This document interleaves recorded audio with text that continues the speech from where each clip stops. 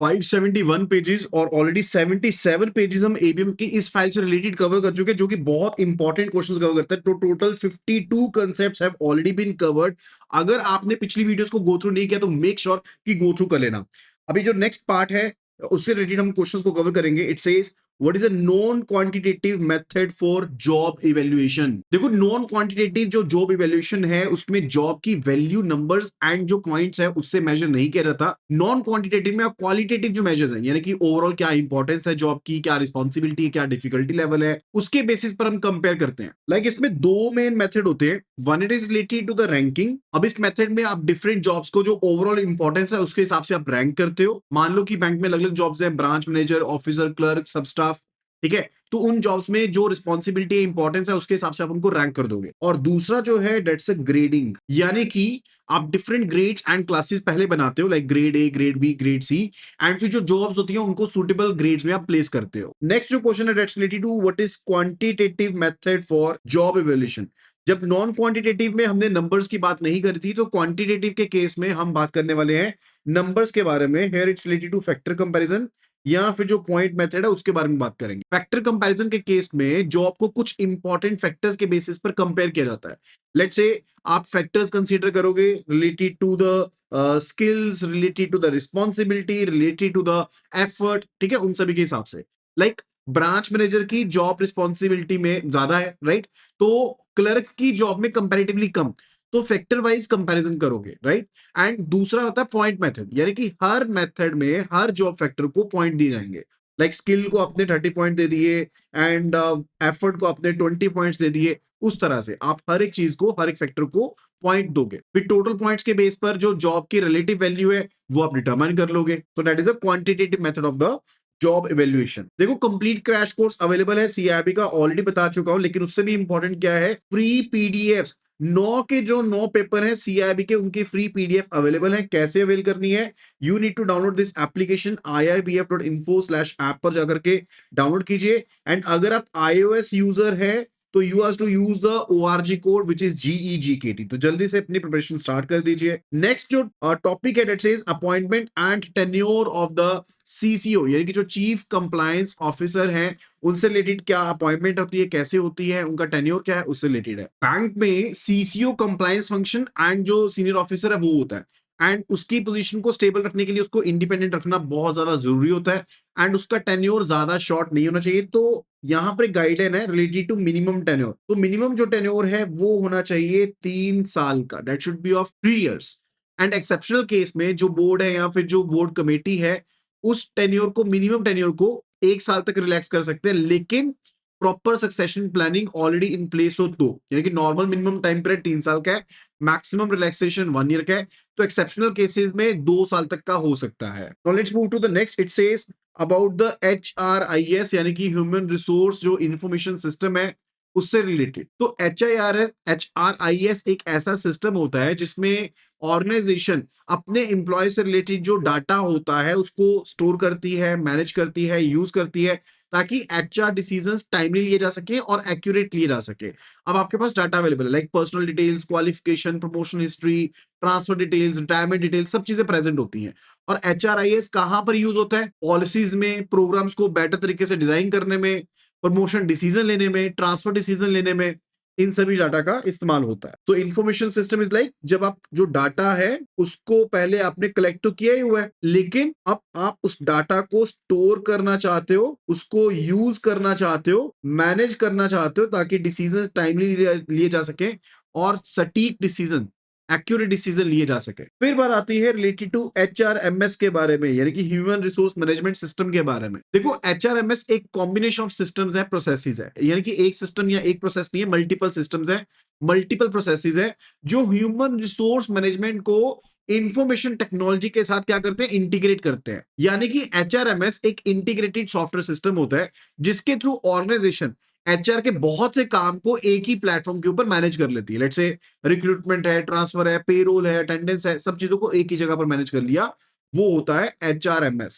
फिर बात आती है कि HRIS और HRMS के बीच में क्या डिफरेंस है। सो HRIS क्या था, डाटा था, उसको मैनेज किया, उसको आपने यूज किया सो दैट आप आपके पास सटीक डिसीजन ले पाए, आपके पास एक्चुअल इन्फॉर्मेशन अवेलेबल हो। और एचआरएमएस था कि आपने इंटीग्रेट कर दिया सॉफ्टवेयर को ताकि आपके पास मल्टीपल टास्क एक ही जगह पर आ जाए। लेकिन ध्यान रखना कि एचआरआईएस एंड एचआरएमएस दोनों ही एचआर की जो टास्क है, उनके प्रोसेसेस है, उनको ऑटोमेट करने के लिए और जो इंप्लॉय इन्फॉर्मेशन उसको मैनेज करने के लिए इस्तेमाल होते हैं, तो दोनों में काफी सिमिलरिटीज हैं। सो एचआरआईएस का मेन फोकस होता है related to the data, related to the information, और एचआरएमएस का जो मेन फोकस है दैट्स रिलेटेड टू कि अपने मल्टीपल जो प्रोसेसेस हैं, मल्टीपल एक्टिविटीज हैं, उनको एक ही प्लेटफॉर्म के ऊपर लेके आना है। सो उसमें ज्यादा आप टूल्स एंड फीचर्स के बारे में बात करते हो। सो एचआरआईएस ज्यादा बेसिक होता है, लेकिन एचआरएमएस ज्यादा कॉम्प्रिहेंसिव है। एंड फर्दर एचआरआईएस में ज्यादा इंफॉर्मेशन से रिलेटेड बात होती है, जबकि एचआरएमएस में इंप्लॉय की इंफॉर्मेशन तो है ही है, लेकिन प्रोसेसेस भी होते हैं। तो छोटी जो ऑर्गेनाइजेशंस हैं वहां पर HRIS that is more useful, and जो बड़ी ऑर्गेनाइजेशंस है, बिग ऑर्गेनाइजेशंस, राइट, वहां पर HRMS जो होता है वो ज्यादा यूजफुल रहेगा। नेक्स्ट बात आती है related to the questions now. The CCO shall be appointed for a minimum fixed tenure of not less than 3 years. However, in exceptional cases, the board or board committee may relax the minimum tenure by, अभी अपने इसके बारे में बात करी थी। तो CCO यानी कि चीफ कंप्लायंस ऑफिसर जो है, उनके केस में क्या होता है कि फिक्स्ड टेन्योर 3 साल का होता है, लेकिन एक्सेप्शनल केसेस में जो बोर्ड है या बोर्ड कमेटी है उस मिनिमम टेन्योर को 1 साल यानी कि 12 महीने तक रिलैक्स कर सकती है। सो answer here will be the option C, that is 12 months. Next जो कंसेप्ट है that's related to the evolution of HRM, Robert Owen, Charles Babbage, FW Taylor and Elton Mayo के बारे में। देखो, बेसिक पर्पस ये समझना है कि ह्यूमन रिसोर्स मैनेजमेंट एक दिन में तो डेवलप हुआ नहीं है। अलग अलग टाइम पर जो अलग अलग थिंक टैंक थे, उन्होंने वर्कर्स, वर्क प्लेस को देखने का तरीका, अलग अलग चीजें पेश की थी। ठीक है, तो सबसे पहला जो नाम है that's related to the Robert Owen, तो वो रॉबर्ट ओवन से रिलेटेड है। ठीक है, तो एक बेसिक आइडिया था इनका कि अगर ऑर्गेनाइजेशन अपनी मशीन्स की केयर करती है ना, तो उसे अपनी वर्कर्स की केयर भी करनी चाहिए। एंड उस समय बेसिकली क्या था कि रॉबर्ट ओवन के टाइम तक सिर्फ और सिर्फ जो वर्कर्स थे उनको लेबर माना जाता है। रॉबर्ट ओवन ने बोला कि इंप्लॉय भी ऑर्गेनाइजेशन का वैल्यूएबल इन्वेस्टमेंट है, यानी कि ऑर्गेनाइजेशन को वर्कर्स के लिए बेटर वर्किंग कंडीशन लेके आना चाहिए, वेलफेयर होना चाहिए, ट्रेनिंग होना चाहिए, सपोर्टिव इन्वायरमेंट होना चाहिए। ठीक है, दूसरा जो पॉइंट दिया गया वो दिया गया था चार्ल्स बैबेज की तरफ से। इन्होंने जो रूल दिया था that was related to the division of labour.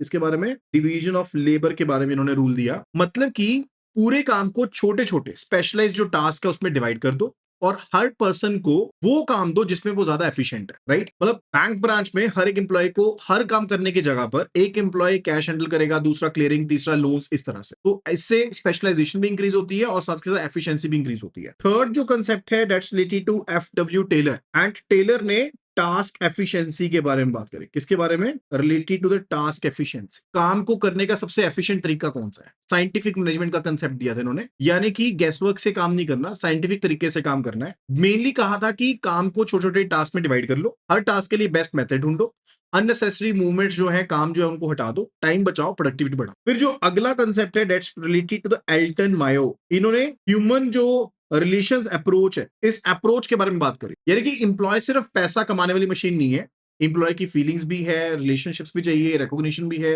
Communication भी है, तो ये भी उसकी परफॉर्मेंस को इफेक्ट करते हैं। एंड इसी को हम ह्यूमन रिलेशंस अप्रोच कहते हैं। तो रॉबर्ट ओवन ने बोला कि इंप्लॉय का ध्यान रखो, वो ऑर्गेनाइजेशन का वैल्यूएबल इन्वेस्टमेंट है। चार्ल्स बैबेज ने बोला कि काम को डिवाइड करो, स्पेशलाइजेशन बढ़ाओ। एफडब्ल्यू टेलर ने बोला कि हर काम को साइंटिफिक बेस्ट तरीके से करो, फास्टेस्ट तरीका ढूंढो। और एल्टन मायो ने बोला सिर्फ एफिशिएंसी नहीं, इंप्लॉयज की फीलिंग्स को भी समझो, रिलेशनशिप्स, सोशल नीड्स को भी इंपॉर्टेंट पार्ट होता है उनकी प्रोडक्टिविटी को लेकर। चलिए अभी नेक्स्ट कंसेप्ट पे चलते हैं, that's related to scientific management approach versus human relations approach. अब साइंटिफिक अप्रोच क्या कहती है कि हर एक काम को करने का जो बेस्ट शॉर्टेस्ट वे है, काम को करने का बेस्ट शॉर्टेस्ट वे, साइंटिफिक तरीका जो वो ढूंढो, दैट्स द साइंटिफिक अप्रोच, कि काम को एफिशिएंट कैसे बनाए। और जो ह्यूमन रिलेशन अप्रोच है वो क्या कहती है कि इंप्लॉय को ज्यादा मोटिवेटेड, इन्वॉल्व कैसे रखा जाए। तो साइंटिफिक जो अप्रोच है उसका मेजर फोकस किसके ऊपर है? Related to the task and process. अगर टास्क सबसे छोटा होगा और अच्छा प्रोसेस होगा तो फिर उसको ज्यादा बेटर वे में कर पाएंगे, फास्ट तरीके से कर पाएंगे, एफिशिएंट तरीके से कर पाएंगे। जबकि जो ह्यूमन रिलेशन अप्रोच है उसका फोकस किसके ऊपर है? लोगों के ऊपर, लोग कैसा अपना आपस में जुड़े हुए हैं, उनके क्या रिलेशनशिप्स हैं, मोटिवेशन कैसे मिलती है, उससे रिलेटेड, चाहे वो रिकॉग्निशन है, एप्रिसिएशन है, कम्युनिकेशन है, पार्टिसिपेशन है, उन सभी चीजों से रिलेटेड। तो इन case of the scientific approach, इस केस में टास्क के ऊपर फोकस है और यहां पर लोगों के ऊपर फोकस है। ये एफिशिएंसी को देखता है, इस चीज को, एफिशिएंसी को, कि एफिशिएंसी किस तरह से बढ़ाएं। ये रिलेशनशिप्स को इंपॉर्टेंट मानता है कि उनकी सोशल नीड्स भी इंपॉर्टेंट है, तभी मोटिवेटेड रहेंगे। So it's about the standardisation, कैसे चीजों को स्टैंडर्डाइज किया जाए। एंड जो ह्यूमन रिलेशन है, इसका मेन फोकस इसके ऊपर है कि पार्टिसिपेशन कैसे बढ़ाएं एम्प्लॉयज की, right. So these are the major differences. फिर बात आती है related to HRM versus the HRD. अब एचआरएम होता है ह्यूमन रिसोर्स मैनेजमेंट, एचआरडी यानी कि ह्यूमन रिसोर्स डेवलपमेंट। अब एचआरडी जो है वो एचआरएम का एक सबसेट है, राइट। यानी कि एचआरएम इज अ सुपरसेट, एक बड़ी ब्रॉडर चीज जो है वो एचआरएम है, एंड उसका एक सबसेट है एचआरडी यानी कि ह्यूमन रिसोर्स डेवलपमेंट। तो जैसे नाम से पता लगता है, एचआरएम मैनेजमेंट फंक्शन है, recruitment, selection, development, promotion, transfer, training, development, ये सब उसी के अंदर आता है। जबकि एचआरडी का मेन फोकस होता है एम्प्लॉय की डेवलपमेंट एंड ग्रोथ को लेकर के, training, career planning, continuous learning, personality development, उनसे रिलेटेड है। सो एचआरडी पूछता है कि इंप्लॉय को और कैपेबल कैसे बनाया जाए, और एचआरएम क्या पूछता है कि पूरी जर्नी को कैसे मैनेज करना है एम्प्लॉय की। तो एचआरएम एक ब्रॉडर कंसेप्ट है, ये लोगों को मैनेज करता है, रिक्रूटमेंट, रिवॉर्ड, रिटेंशन सभी इसके अंदर आते हैं। एडमिनिस्ट्रेटिव फंक्शन भी है ये। वही एचआरडी एक सब पार्ट है एचआरएम का, ये लोगों को डेवलप करने की तरफ, उनकी ट्रेनिंग, उनकी परफॉर्मेंस, डेवलपमेंट, ग्रोथ की तरफ ध्यान देता है, राइट। ये ज्यादा डेवलपमेंटल है, सो इसका फोकस ज्यादा डेवलपमेंट की तरफ। नेक्स्ट जो टॉपिक है that's related to the major functions and roles of the HR professional. तो एचआर प्रोफेशनल का काम सिर्फ और सिर्फ अटेंडेंस या पेरोल बनाना तो नहीं है, उनको बेसिकली एक कड़ी बनना पड़ता है मैनेजमेंट के बीच में एंड जो इंप्लॉयज है उनके बीच में। तो बिजनेस और इंप्लॉयज के बीच में स्ट्रेटेजिक ब्रिज का काम करता है वो। तो इनके डिफरेंट रोल्स होते हैं, like we are having the managerial roles. अब in case of the managerial roles, जो एचआर है वो ऑर्गेनाइजेशन की मैन पावर को प्लान करता है, मैनेज करता है, फ्यूचर में कितने लोग चाहिए, कैसे रिक्रूटमेंट करनी है, उसके हिसाब से प्लेसमेंट, रिटेंशन, परफॉर्मेंस मैनेजमेंट, सब कुछ। दूसरा इनका रोल है डेवलपमेंटल रोल, यानी कि इंप्लॉयज की कैपेबिलिटी को इंक्रीज भी तो करना है, उनकी technical competence, managerial competence, behavioural competence, उसको बढ़ाना है। Third one it's related to process और सपोर्ट जो बढ़ानी है, यानी कि ये थोड़ा सा ब्रॉडर रोल है, यानी कि पूरे के पूरे ऑर्गेनाइजेशन की कल्चरल वैल्यूज, सिस्टम्स, जो वर्क प्रोसेसेस है उनको और ज्यादा मजबूत बनाना। लाइक एचआर एनालाइज करेगा कि लोग रिजाइन क्यों कर रहे हैं, वर्कलोड ज्यादा है क्या, या फिर प्रमोशन अपॉर्चुनिटीज कम है, या फिर मैनेजर बिहेवियर प्रॉब्लम क्या है, सैलरी मार्केट से कम तो नहीं है, ट्रांसफर पॉलिसी का इशू तो नहीं है। तो दैट्स अ प्रोसेस और सपोर्ट रोल। तो एक तरह से सपोर्ट रोल भी देखता है, ठीक है। तो मैनेजरियल रोल भी है, डेवलपमेंटल रोल भी है, एंड प्रोसेसर सपोर्ट रोल भी है। Clear. Next it's related to attributes and competencies of the HR professional. जो एचआर प्रोफेशनल, उनमें क्या कंपिटेंसीज होनी चाहिए। देखो सिर्फ रूल्स जानना तो सफिशिएंट नहीं है, सबसे पहले चीज है कि they should be having the technical कंपिटेंसीज, like performance appraisal पता हो, ट्रेनिंग कैसे देनी है, प्रोफेशनल नॉलेज होनी चाहिए, बिहेवियरल साइंस के बारे में, कैरियर प्लानिंग के बारे में नॉलेज होनी चाहिए, राइट। तो वो टेक्निकल कंपिटेंस है। इसके अलावा they should be having the managerial competence, like coordination कैसे करना है, डेवलपमेंट कैसे करनी है, चीजों को ऑर्गेनाइज कैसे करना है। Further it's about the personality, like initiative लेने वाले हो, एक्सीलेंस में ध्यान दे, टीम वर्क रखते हो, पॉजिटिव उनका एटीट्यूड हो।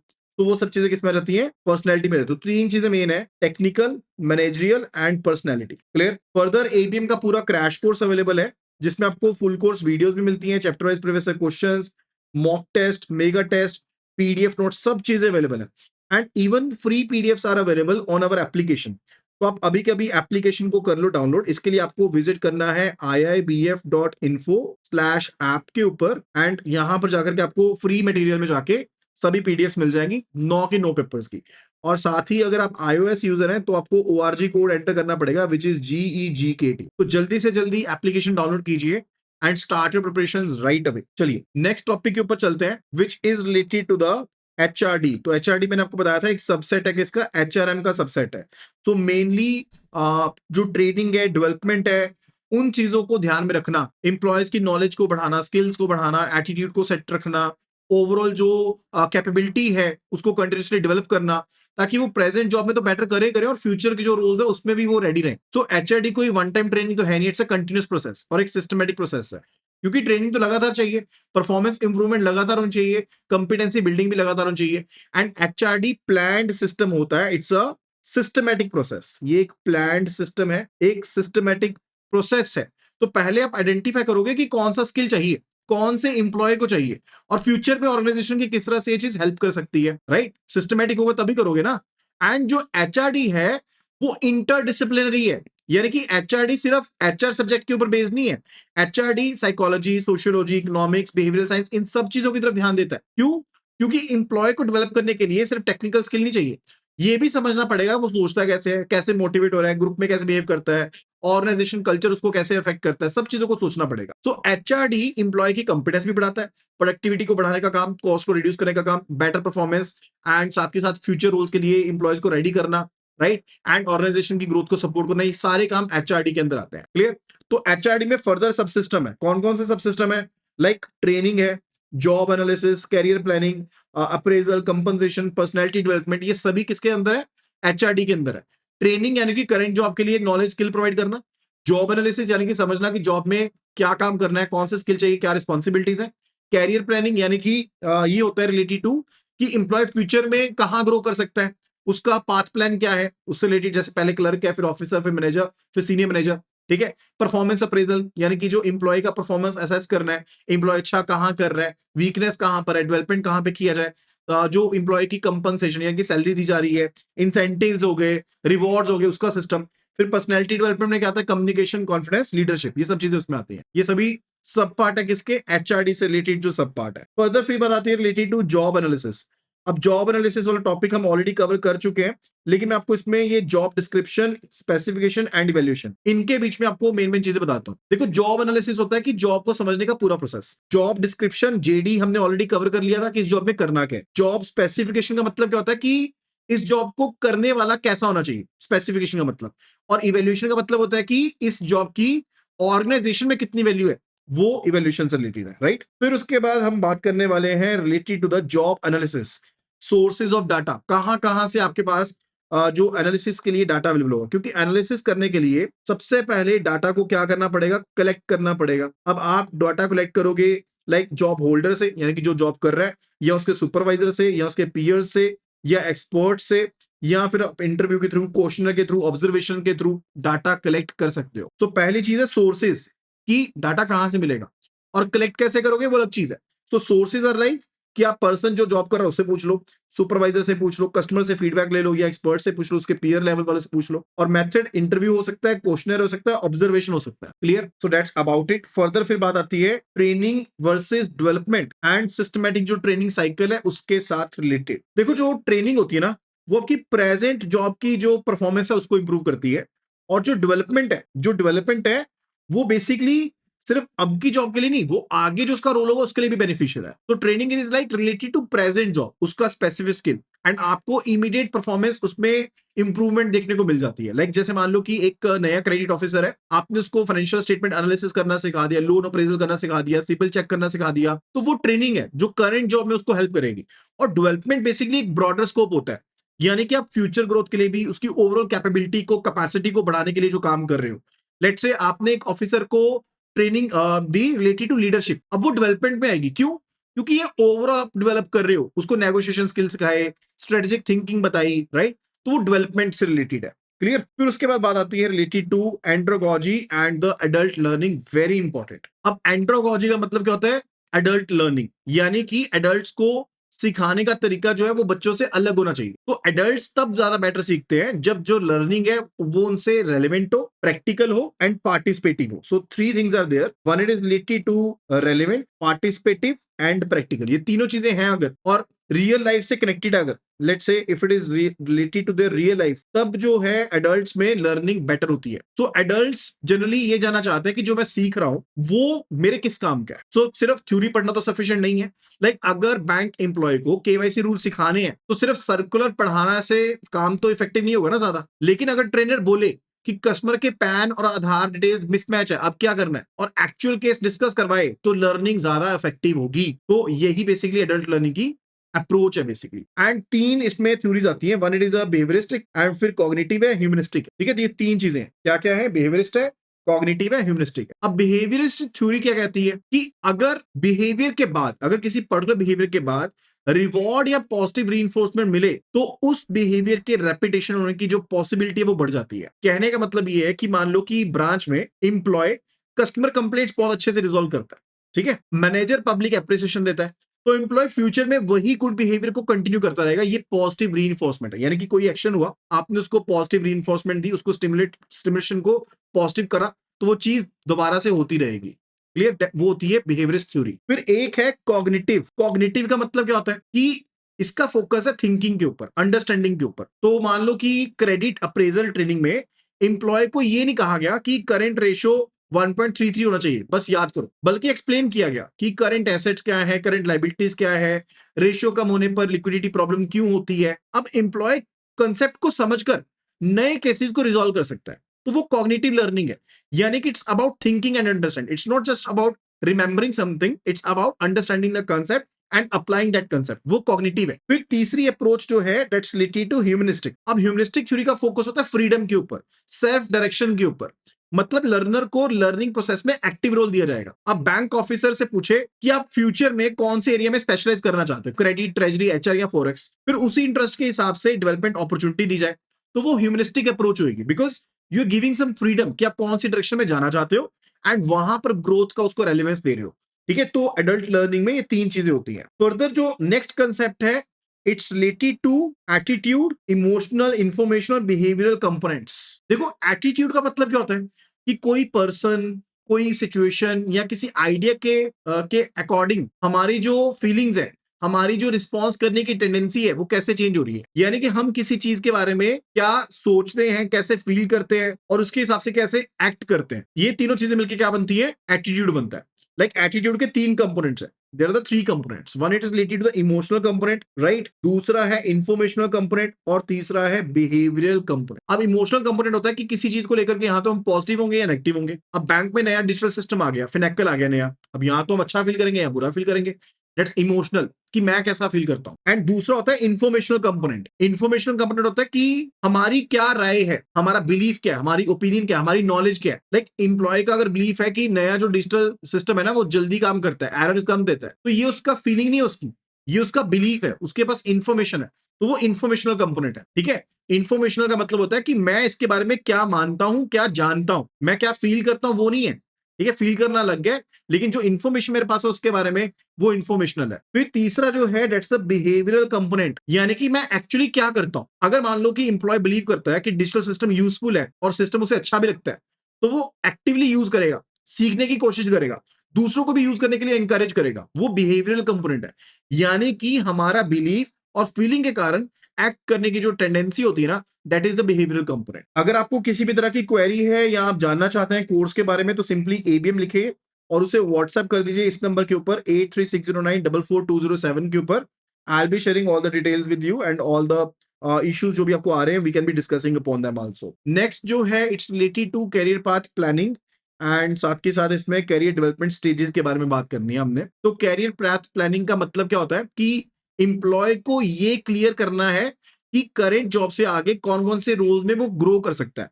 लेट्स से आप क्लरिकल हो, तो आपको पता है ना कि आप ऑफिसर बन जाओगे, स्केल 2 में जाओगे, स्केल 3 में जाओगे, तो नेक्स्ट रोल के लिए आपको पता होता है। So that is the career path planning, यानी कि एम्प्लॉय को ये क्लियर होना चाहिए कि वो कौन कौन से आगे जॉब्स में किन किन रोल्स में जा सकता है, कैसे ग्रो कर सकता है, उसके लिए क्या क्वालिफिकेशन चाहिए, क्या एक्सपीरियंस चाहिए, क्या स्किल चाहिए, क्या परफॉर्मेंस चाहिए, उसके बारे में। ठीक है, तो career path is basically sequence जो आप डिफरेंट रोल्स को अटेन करोगे या डिफरेंट जॉब्स को अटेन करोगे, उसके अकॉर्डिंग आपको ट्रेनिंग दी जाएगी, आपको प्रमोशन अपॉर्चुनिटीज मिलेगी, राइट। तो एक तरह से आपका फ्यूचर ग्रोथ रूट क्या होगा, that is a career path planning, right. और कैरियर पाथ प्लानिंग क्यों जरूरी होती है?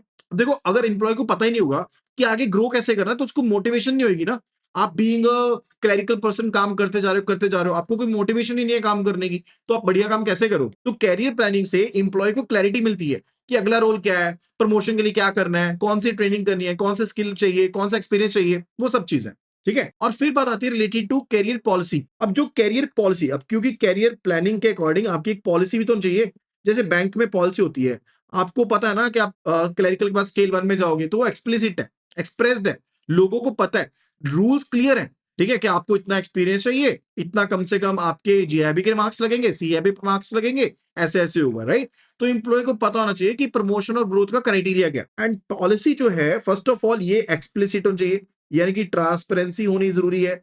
दूसरी चीज जो है, it should be fair enough, यानी कि सभी के लिए सेम होनी चाहिए ना, सेम सिचुएशन में सेम सभी एम्प्लॉयज के साथ सेम ट्रीटमेंट होना चाहिए, अनबायस्ड होना चाहिए एंड फर्दर फ्लेक्सिबल आल्सो। अब व्हाई फ्लेक्सिबल? क्योंकि जो चेंजिंग नीड्स है उसके अकॉर्डिंग एडजस्ट भी तो कर पाए, राइट? तो ये चीज भी जरूरी होती है। फिर बात आती है कैरियर डेवलपमेंट की स्टेजेस। अब ये दोनों चीजें अलग अलग है क्या? देखो पहले मैं मीनिंग समझा देता हूँ। अब कैरियर ग्रोथ को ऑर्गेनाइजेशन लेवल के ऊपर, राइट, कंपिटेंसी क्राइटेरिया से लिंक किया जाता है। लाइक मान लो कि इस तरह से समझो कि एक पर्सन ऑफिसर है, रवि है, ठीक है, एंड उसका करियर डेवलपमेंट प्लान है कि स्टेज 1 वो ब्रांच ऑपरेशन सीखेगा, स्टेज 2 में वो कैरियर जो अपना क्रेडिट स्पेशलाइजेशन है वो कंसीडर करेगा, स्टेज 3 में वो मैनेजर रोल जो है उसके लिए लीडरशिप स्किल्स को अपने डेवलप करेगा, फिर स्टेज 4 में वो सीनियर जो मैनेजर है उसके लिए बिजनेस रिस्क, टीम मैनेजमेंट, ये वो सब चीजें सीखेगा, ठीक है। तो वो एक प्लान्ड जर्नी है, उसकी क्या है, एक प्लान जर्नी है, and that is set to be the career development stages की डिफरेंट डिफरेंट स्टेजेस है। तो एक लेवल होगा उसका एंट्री स्टेज, स्टेजेस में एक लेवल होगी उसकी एंट्री, जहां पर वो चीजों को सिर्फ और सिर्फ एंटर कर रहा है, यानी कि बेसिक रोल सीखता है। फिर दूसरी स्टेज होती है ग्रोथ स्टेज, ग्रोथ जहां पर वो अपने स्किल्स इंप्रूव करता है। फिर एक होती है एडवांसमेंट, एडवांसमेंट का मतलब होता है कि ग्रोथ स्टेज से भी आगे, यानी कि हायर मैनेजर रोल के लिए। फिर एक होती है लीडरशिप स्टेज, जहां पर वो अब दूसरों को सिखाने वाला बन जाता है। Clear? These are the stages. अभी जो नेक्स्ट टॉपिक है ना, ये शेन्स कैरियर मूवमेंट वाला, ये काफी ज्यादा इंपॉर्टेंट है, ठीक है, ध्यान से समझना इसको, कैरियर पैटर्न से रिलेटेड है। तो कैरियर पैटर्न सबसे पहले समझते हैं कि कैरियर पैटर्न क्या होता है, ठीक है। अब देखो हर इंप्लॉय का जो कैरियर है ना वो एक जैसा तो नहीं चलता। कोई इंप्लॉय सीधा ऊपर जाता है, किसी का रोल स्टेबल होता है, किसी का रोल बार बार चेंज होता रहता है, और किसी का कैरियर अलग अलग एरियाज में घूमते हुए ग्रो करता है, ठीक है, ये चीज होती है। तो यहाँ पर 4 कैरियर कैरियर पैटर्न है जो बेसिकली है।